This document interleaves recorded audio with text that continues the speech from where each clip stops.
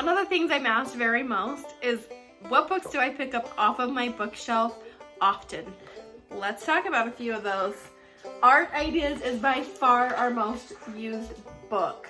There are so many ideas, activities, self-led learning that can happen in this book. It is packed full of creative ideas. You have no idea how many times this book has saved my little mommy life and entertained my children and myself very easily on a budget, mostly with things that I already have at home. Another one my kids grab all the time are these Billy B. Brown books. These are beginner chapter books that my kids can read on their own. They actually have a lot of them memorized. I appreciate this title the most because it's talking about how we can have more than one best friend. And I think that's a lesson that not many people have learned knowing my adult life. And I think it's very important for my kids to learn. So money, you guys, managing money, this is something that isn't really taught in schools unless you're in Montessori or something a little different than traditional schools. This book is super helpful for teaching your kids how, and you as an adult, if you're a business owner or want to be, or if you're just struggling to pay off loans or whatever, this is a great book with resources online that lead you to things to manage your money, how to set price points if you're selling something you've made, to figure out your profits, to figure out insurance. It's full of information about money. If you are looking for a book to read for yourself or aloud to your kids, I actually read this Gateway series by myself, for myself. It's about aliens and weird things, and I like weird, so this is one that I have read the whole series, and I really appreciate the way that it's written. Scribble and Author, this is such a simple book, and I don't think it gets the love that it deserves because it is really a basic book, but the pictures, look at the pictures. I mean, really? But it also teaches you how to write a story, how to add challenges, how you have a beginning, the middle, and the end, and you want your character to learn lessons.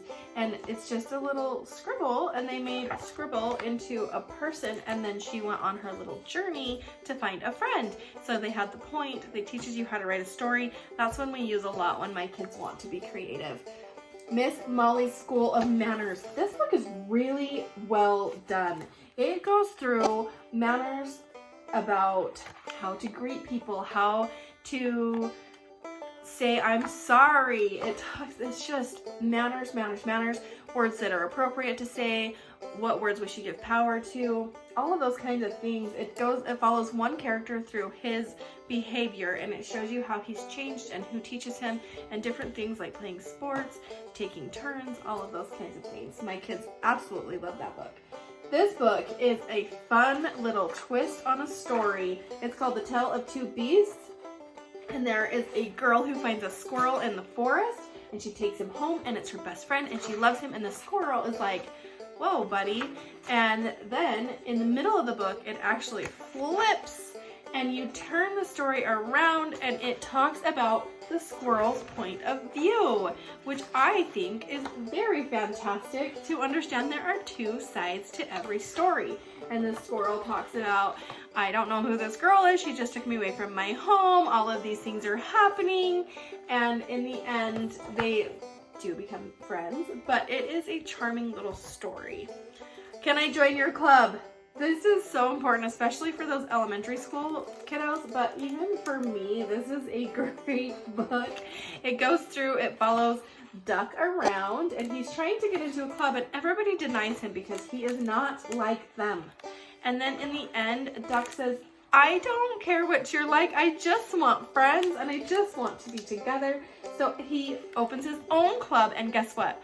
All the clubs that denied him now want in his club because everybody is so nice and they're doing a lot of fun things.